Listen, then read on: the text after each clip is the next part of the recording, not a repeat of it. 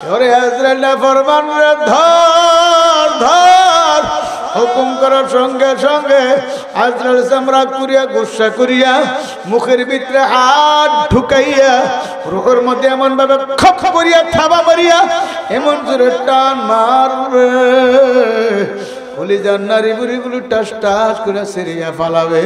সহ্য করার ক্ষমতা পৃথিবীর কোনো মানুষের নাই। হে বাজানারা ভালো করে বুঝে চিন্তা করে কবরে যাইয়েন। আল্লাহ আল্লাহ কলিজা জোরে যাবে আর বলবে আল্লাহ তোমার জান্নাত এত সুন্দর, না জানে তুমি মাওলা কত সুন্দর। আল্লাহ মাওলা তোমার জান্নাত এত সুন্দর, জান্নাতের ওর গিলমান দেখবে সুবহানাল্লাহ, কলিজা ঠান্ডা হয়ে যাবে। আল্লাহ আপনি কবুল করিয়া নেন। আমার মাওলা পাক রব্বুল আলামিন নেককারদের জন্য, ইমানদার ও নেককারদের জন্য মাওলার জান্নাত বানাইছে। জান্নাত এত শান্তির জায়গা। সালামুন কাওলাম মির রাব্বির রহিম, রবের পক্ষ থেকে শান্তি আর শান্তি, অশান্তির কোনো কারণ নাই। আমার মাওলা এমন শান্তির জায়গা জান্নাত বানাইছে। একটা ইট স্বর্ণের আর একটা ইট রূপার জওয়াহরের গাঁথুনি দিয়া মাওলা জান্নাত সাজাইছে। জান্নাতের ভিতরে তো হুর গিলমান এত সুন্দরভাবে মাওলা সাজাইছে। জান্নাতের গারান, জান্নাতের সুস্বাদু, জান্নাতের সুখুশবু যে কত মজা। আল্লাহ জান্নাতের গারান যে কত মজা, আমার মাওলা ছাড়া কেউ বুঝাইতে পারবে না। এ বাজার বাস্তব একটা ঘটনা শোনায় থইয়া যায়। মদিনাতুল মুনাফারায় উহুদের পাহাড় আছে বাবা। উহুদের পাহাড়ের কিনারে যেখানে উহুদের যুদ্ধটা সংগঠিত হয়েছিল, এখানে একটা মসজিদ নির্মাণ হয়েছে। ৫-৭ বছর আগে ছিল না, নতুন হয়েছে। মসজিদের পাশে একটা উজুখানা আছে। আমি উজুখানার থেকে মাগরিবের নামাজের উজু করলাম। উজু করে মসজিদের ভিতরে ঢুকবো। উজুখানার মসজিদের এর ভিতরে একটা ফাঁকা রাস্তা আছে। এর রাস্তাটার কাছ দিয়া রাস্তাটা অতিক্রম করে মসজিদে যাব, ঢুকবো। এমন সময় আমার নাকের মধ্যে এমন সুন্দর ঘেরান লাগলো, আমি আফসে দাঁড়ায় গেলাম, ঘেরান শুনতে লাগলাম। আমাদের পাশের গ্রামের এক ব্যক্তি ওখানে থাকে, সে আমাকে নিছিল। সে তাকে জিজ্ঞাসা করলাম, ভাই এত সুস্বাদু এত সুন্দর ঘেরান থেকে আসে, ফুলের বাগান আছে কিনা?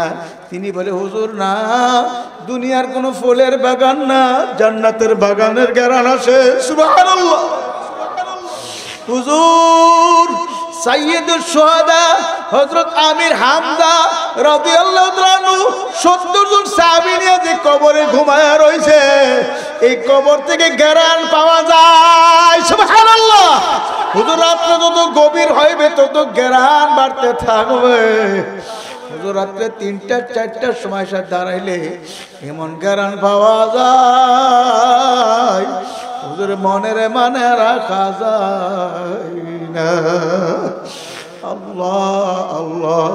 আল্লাহর হাবিবের চাচা আমির হামজা রাদিয়াল্লাহু তাআলা আনহুকে এমন মর্মান্তিকভাবে শহীদ করা হয়েছে। কান কাটিয়া ফেলাইছে, নাক কাটিয়া ফেলাইছে। উহুদের যুদ্ধে ৭০ জন সাহাবী শহীদ হয়েছে। হযরত আমির হামজা রাদিয়াল্লাহু তাআলা আনহুকে এত কঠিন ভাবে শহীদ করছে। কান কাটিয়া ফেলেছে, নাক কাটিয়া ফেলাইছে, বুকটা সিরে কলিজাটা বাইর করে চাবাইছে। যেরকম নাউজুবিল্লাহ, বুকের উপর উঠতে বসছে। আল্লাহ আল্লাহ, এত মর্মান্তিক ভাবে শহীদ করিয়া দিছে। এই শাহাদাতের কবর থেকে জান্নাতের ঘেরান পাওয়া যায়। সুবহানাল্লাহ। আল্লাহ আল্লাহ। আমার মাওলার জান্নাত যে কত শান্তির জায়গা। আল্লাহর হাবিব বলেন, কেউ চোখেও দেখো নাই, কানেও শোনো নাই, অন্তর কেউ কল্পনা করতে পারবা না। মাওলা এমন শান্তির জান্নাত বানাইছে। আল্লাহ আপনি কবুল করিয়া নেন। আর যদি খোদা না খাস্তার নাফরমানি করিয়া, সুদ খায়া, ঘুষ খায়া, হারাম খায়া, ব্যভিচারী করিয়া, এক কথা জিনা, ব্যভিচারী, টেলিভিশন, সিনেমা, নাচ গান, পরকীয়া প্রেমে জড়াইয়া যদি খোদা না খাস্তা নাফরমানি করিয়া কবরে যাও, মওতের বিছানায় পড়িয়া যাও, আমার নবীর ঘোষণা, আল্লাহু আকবার, মওতের সময় স্বপ্নের মতো দেখতে পারবা আজরাইল সালামের মাথা আসমানে, পা জমিনে, এক হাত মাগরিবে আর এক হাত মাগরিবে। তামাম দুনিয়া বড় বড় আজরাইলের দেখো, আজরাইলের চক্ষু দিয়া বড় বড় নীল রঙের দিগের মতো চক্ষু দিয়া আগুনের লোকটা বের হইতে থাকবে। আল্লাহ আজরাইল সালামের পায়ে আর শরীরের গোড়া দিয়ে আগুনের লোককে বেরোতে থাকবে, পশমের গোড়া দিয়ে আগুনের লোককে বের হতে থাকবে। দাঁতগুলো বড় বড় হইবে, হাতে বের নখ বড় বড় হইবে। আমার মাওলা বলবে, হে আজরাইল, নাফরমানকে আমি কত দুধ কলা খাওয়াইছি, কত ফল ফ্রুট খাওয়াইছি, কত মাছ খাওয়াইছি, কত গোশত খাওয়াইছি, কত সবজি খাওয়াইছি, কত নিয়ামত খাওয়াইছি, পড়াইছি, ভোগ করতে দিছি। আরে আজরাইল, নাফরমান আমার নিয়ামত খায় আরে ভোগ করিয়া, নাফরমান আমার হুকুম মানে না। ওরে আজরাইল, নাফরমান রে ধর ধর, হুকুম করার সঙ্গে সঙ্গে আজরাইল সামরা করিয়া গুসা করিয়া মুখের ভিতরে হাত ঢুকাইয়া রুহের মধ্যে এমন ভাবে খপ করিয়া থাবা মারিয়া এমন জোরে টান মারবে, কলিজার নারী বুড়িগুলো টাস টাস করে সেরিয়া ফালাবে। সহ্য করার ক্ষমতা পৃথিবীর কোনো মানুষের নাই। হে বাজানারা, ভালো করে বুঝে চিন্তা করে কবরে যাইয়েন। আল্লাহ আল্লাহ। আজকে দেখেন না কত ভাইয়েরা রিক্সা চালে তারপর নামাজ ছাড়ে না, ঠিক নেই? কত ভাইয়েরা জমিনে কষ্ট করে কাজ করে রৌদ্রের মধ্যে নামাজ ছাড়ে না। রমজান মাসে কত কষ্ট করে কাজ করে রিক্সা চালায়, রোজা ছাড়ে না। আমার মাওলার মহাব্বতে রোজা ছাড়ে না, আমার মাওলার জান্নাতের আশায় রোজা ছাড়ে না। এত কষ্ট করে চলে, তারপরে তারাবি ছাড়ে না, নামাজ ছাড়ে না, আমার মাওলা বেগের হুকুম ছাড়ে না। আমার মাওলা ডাক দিয়ে বলবে, হে আজরাইল, আমার নেককারের জান আছে না কবজ করবি, আর নাফরমানের জান কবজ করবি বড় কঠিন ভাবে। আল্লাহ পাকের খলিল ইব্রাহিম আলাইহিস সালাম আমার মাওলার কাছে বললেন, হে আল্লাহ, আমি আপনার আজরাইলকে দেখতে চাই, আপনার আজরাইল মানুষের জান কিভাবে কবজ করে। আমার মাওলা বলে, হে আমার খলিল ইব্রাহিম, তুমি দেখে সহ্য করতে পারবা না। ইব্রাহিম আলাইহিস সালাম বলেন, না আমি দেখব। নাসর বান্দা এমন ভাবে চাইছে মাওলার জান আজরাইল দেখবি। আমার মাওলা বলে, হে আজরাইল, আমার খলিল তোমাকে দেখতে চাই যে তুমি কিভাবে জান কবজ করো। হে আজরাইল, খবরদার, আমার খলিল যখন পাহাড়ের দিকে তাকাবে তুমি বিদ্যুতের চমকির মতো শুধুমাত্র তোমাকে জাহের করে প্রকাশ করবা, সাথে সাথে তুমি গায়েব হয়ে যাইবা। জোরে সুবহানাল্লাহ। আমার মাওলা বলছে, হে আমার খলিল ইব্রাহিম, তুমি ওই পাহাড়ের দিকে তাকাও। পাহাড়ের দিকে তাকাইবার সঙ্গে সঙ্গে ইব্রাহিম আলাইহিস সালাম বেহুশ হয়ে পড়ে গেল। হুশ জ্ঞান ফেরার পরে মাওলা বলে, ওলি, আপনি বেহুশ হয়ে পড়ে গেলেন কেন? ইব্রাহিম আলাইহিস সালাম ডাক দিয়ে বলে, মাওলা, আমি ভুল করিয়া ফেলেছি, আমি বুঝতে পারি না আপনার আজরাইলের শুরু যেতে কঠিন, আমি জানি না। আল্লাহ, আমি জানি, আমি অজ্ঞান হয়ে গেছি, আমি সহ্য করতে পারি নাই। এই শুরুতে যদি তোমার আজরাইল মানুষের জান কবজ করে, মানুষ তো দেখলে সহ্য করতে পারবে না। আল্লাহ, আজরাইলের শুরুটা দেখার সঙ্গে সঙ্গে রুহটা থর থর থর থর করে কাঁপতে থাকবে। 360টা মেকামের রুহটা দৌড়া ধরে ছুটাছুটি করতে থাকবে। কোথাও গিয়ে পালাবার জায়গা পাইবে না, ভাগনের জায়গা পাইবে না। আমার মাওলার আজরাইল এমন ভাবে থাবা মারিয়া দরিয়া লইয়া যাইবে, দুনিয়ার কোন শক্তি আর রক্ষা করতে পারবে না। এ বাবারা, সবাই কবর যাত্রী, কেউ দুনিয়াতে থাকবো না। তবে কি নিয়ে কবরে রওনা করছি? আমি চরমন আল্লাহর কুতুবের পক্ষ থেকে একটা রাখাল সুদূর বিবারিয়া থেকে আপনাদের কাছে আসছি। পায়ের নিচে হাত রাখিয়া বলিয়া থইয়া যাই, এখনো সমাজে ফেরেন, আমার মাওলার দরবারে ফেরেন, খাস করে তওবা করে চোখের পানি ছাড়েন। বলতে পারেন, হুজুর, আমরা গুনাহ করবো, এটা আমাদের ব্যাপার, আমি গুনাহ করে জাহান্নামে জ্বলবো, এটা আমার ব্যাপার। হুজুর, আপনার এমন কি ঠেকা লাগলো?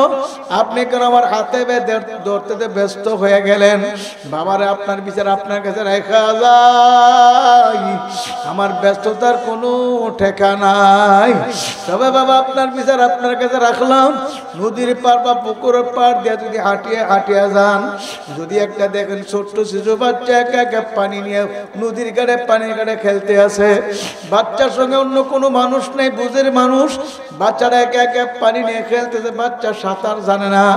আপনি বাচ্চাকে চিনেন না চিনেন, দৌড়ে যাইয়া বাচ্চাকে ধরবেন আর বলবেন, বাবা রে তুই যে পানি নিয়ে একা একা খেলতে আসো, খেলতে খেলতে তুমি টুক ঘুরে পানির মধ্যে পইরা যাও, বাবারে পানি থেকে আর উঠতে পারবা না, বাবা আয় আয় বাড়ি আয়। বাচ্চা বলবে, না না আমি বাড়ি যাব না, পানিতে খেলতে আমার কাছে বড় মজা। জ্ঞানী মানুষ যতই মজা বলক না কেন, বাচ্চাকে নদীর গাড়ে পানির কাছে ফালাইয়া যাইবে না, কথা ঠিক। বাচ্চাটার জোর করিয়া দরিয়া তার বাবা মার কাছে পৌঁছাইয়া দেবে, কেন? মায়া লাগিয়া গেছে, মানবতার খাতিরে, কথা ঠিক নেবে ঠিক।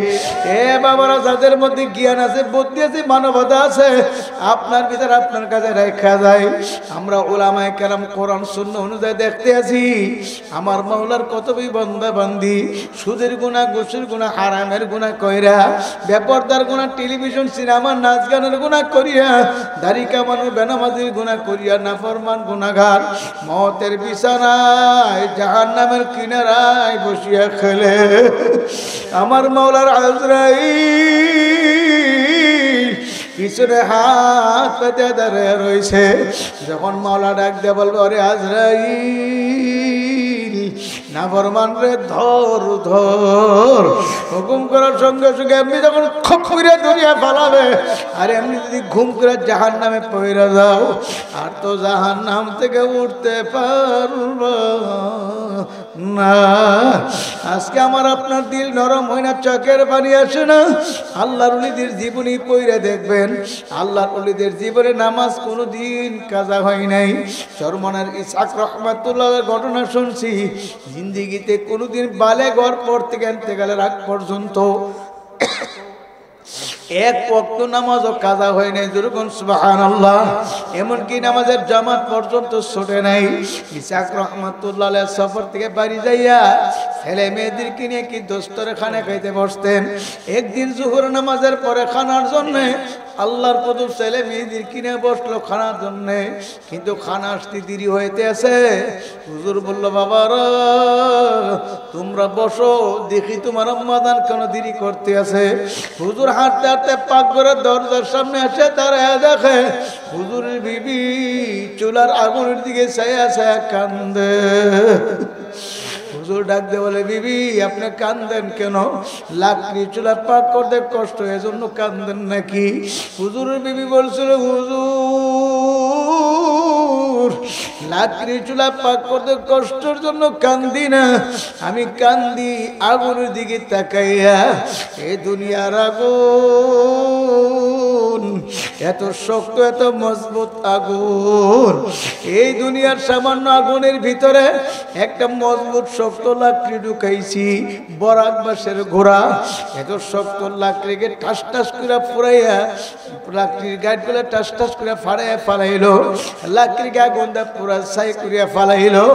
দুনিয়ার আগুন যদি এত শক্ত লাকড়িকে এমন ভাবে জ্বালাইতে পারে, আমি যে কবরে রওনা করলাম, আমার কবরে যদি জাহান্নামের আগুন ভরিয়া যায়, আমি কেমনে জাহান্নামের আগুন সহ্য করব?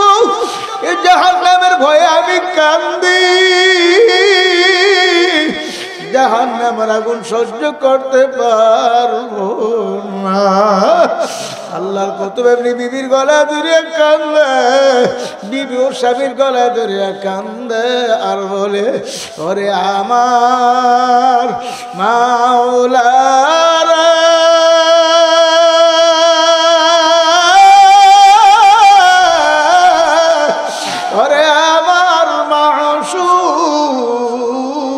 করে, তুমি যদি মাফ না করো, এ আগুন কেমনে সহ্য করব রে?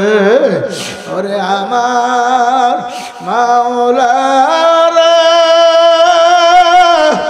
ওরে আমার মাবুদ রে, তুমি যদি